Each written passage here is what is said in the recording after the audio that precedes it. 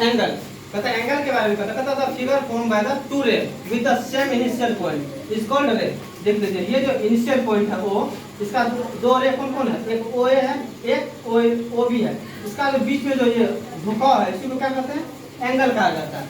इसका देख लीजिए इसका सब को कहता था common initial point is known as the vertex, इसको क्या कहा जाता है, इसको वर्टेक्स कहा जाता है, किसका, एंगल का। इसका रे देखिए क्या क्या, इसका द सिंबल, इसका ये एंगल का क्या होता है, ये एंगल का सिंबल एल के तरह ये क्या होता है, एंगल का सिंबल होता है। कहता है गिवन फिगर टू रे कौन कौन है, एक तो ओ ए है, दूसरा क्या है, ओ बी है। इसका कहता है कॉमन इनिशियल पॉइंट क्या है, कॉमन इनिशियल पॉइंट ओ है।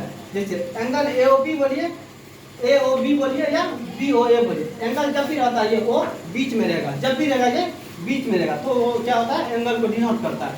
हियर देख लीजिए कहता है ओ ए और O B are the arm of A O B. ये जो ए ओ बी एंगल है इसका ओ ए और ओ बी क्या है, या तो इसको रे बोलिए या नहीं तो आर्म बोलिए, दोनों बात बराबर है।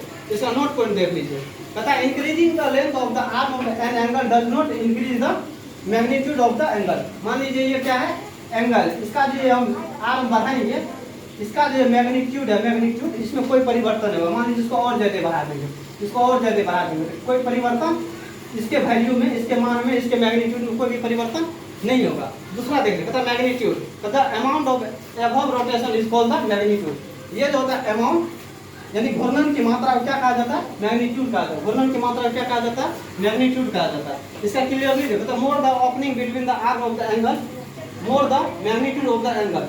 इसका जो होता है ये जितना ज्यादा होगा, ये जितना ज्यादा बढ़ेगा, मान लीजिए ये जितना ज्यादा बढ़ेगा, इसका जो मैग्नीट्यूड है, मैग्नीट्यूड उतना ज्यादा क्या होगा, उतना ज्यादा बढ़ेगा।